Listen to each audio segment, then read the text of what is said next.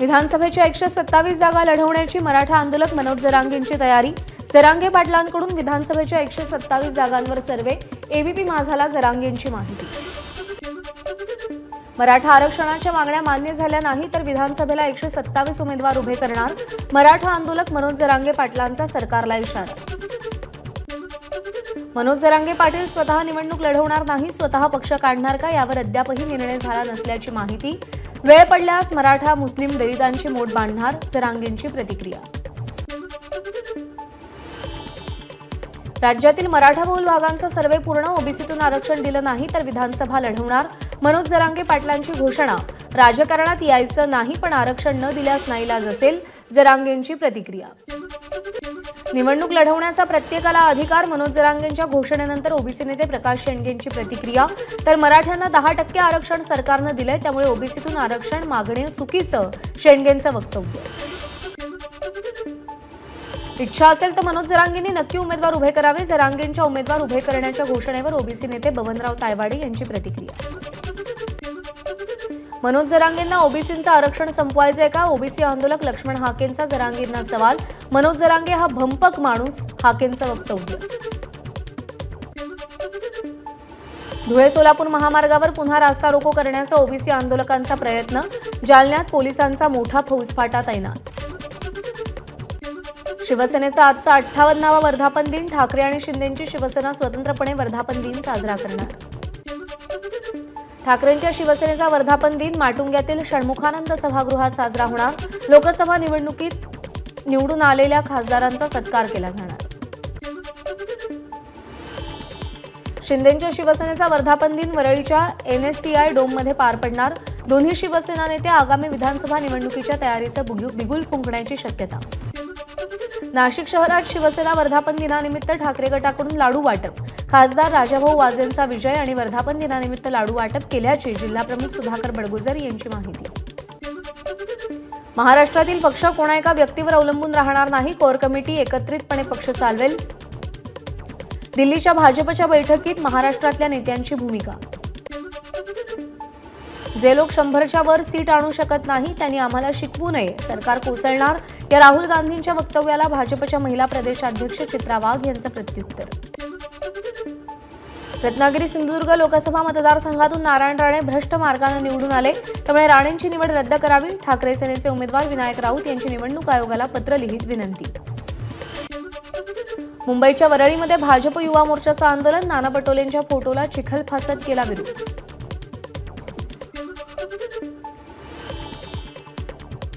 जळगावमध्ये नाना पटोलेंविरोधात भाजप महिला आघाडीची निदर्शनं। कार्यकर्त्यानं पटोलेंचे पाय धुतानाचा व्हिडिओ व्हायरल झाल्यानंतर भाजपकडून तीव्र निषेध। काँग्रेस प्रदेशाध्यक्ष नाना पटोलेंविरोधात राज्यभर आंदोलन। नांदेडमध्येही नाना पटोलेंचा निषेध। वजीराबाद चौकात भाजप कार्यकर्त्यांचं आंदोलन।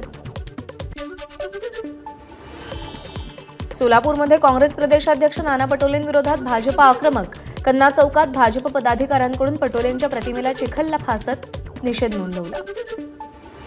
अमरावतीमध्ये नाना पटोलेंविरोधात भाजप आक्रमक। पटोलेंच्या बॅनरला भाजप कार्यकर्त्यांनी चिखल फासला तर काँग्रेस विरोधात घोषणाबाजी।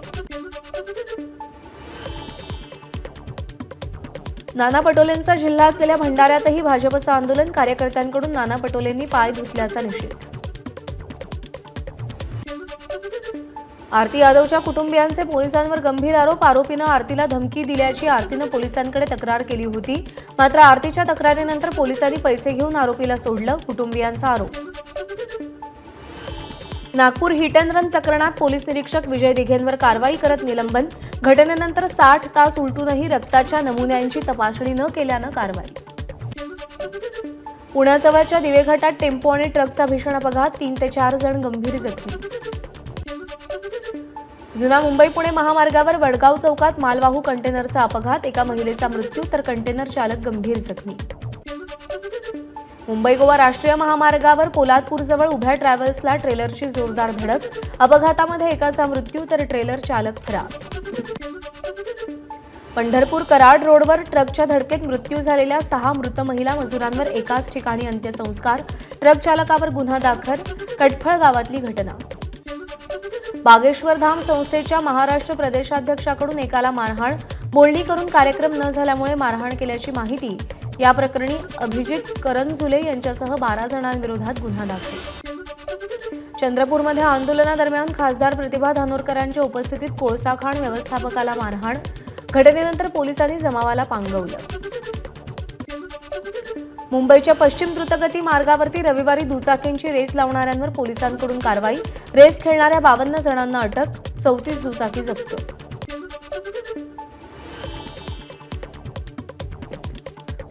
साताऱ्याच्या वाईमधील कुसगावामध्ये खडी क्रशर विरोधात ग्रामस्थांचं आंदोलन, खडी क्रशर सुरू करताना 17 ते 18 अटींचं उल्लंघन करून खडी क्रशर सुरू केल्याचा ग्रामस्थांचा आरोप।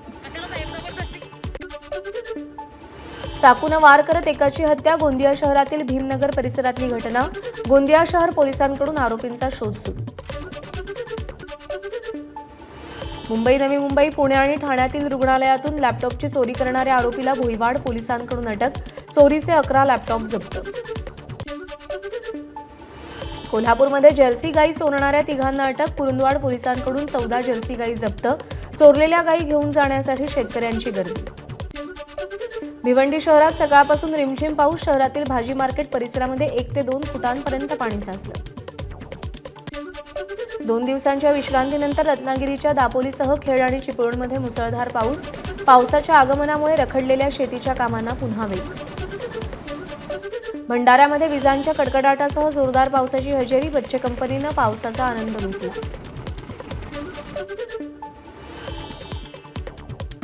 विहिरीतून पाणी काढताना पाय घसरून आजोबा आणि नातीचा मृत्यू, चंद्रपूरच्या जिवती तालुक्यातील टाटाकवडा शेतशिवारातली घटना।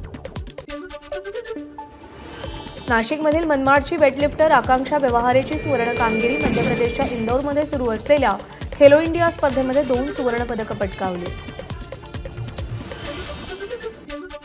काँग्रेसचे नेते राहुल गांधींच्या वाढदिवसानिमित्त दिल्लीतील काँग्रेस कार्यालयाबाहेर शेकडो पोस्टर्स, दिल्लीतील अनेक रस्त्यांवर शुभेच्छांचे बॅनर्स।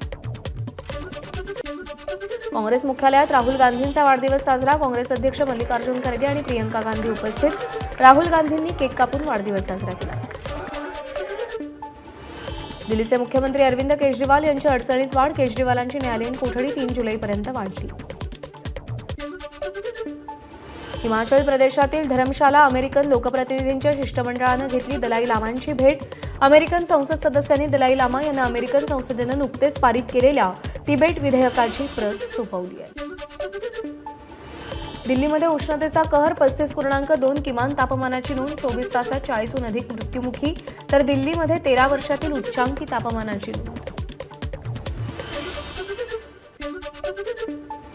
विमानांना खोट्या धमक्या देणाऱ्यांना 5 वर्षांसाठी प्रवासबंदी, विमान उड्डाणांना खोट्या धमकी देण्याबाबत दोषी आढळलेल्या व्यक्तींवर कारवाई होणार।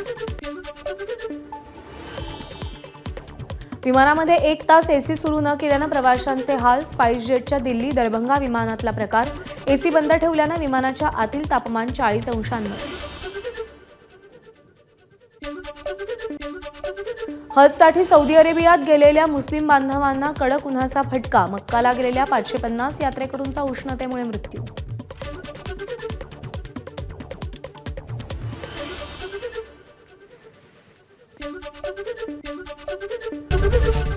एबीपी माझा, उघडा डोळे बघा नीट।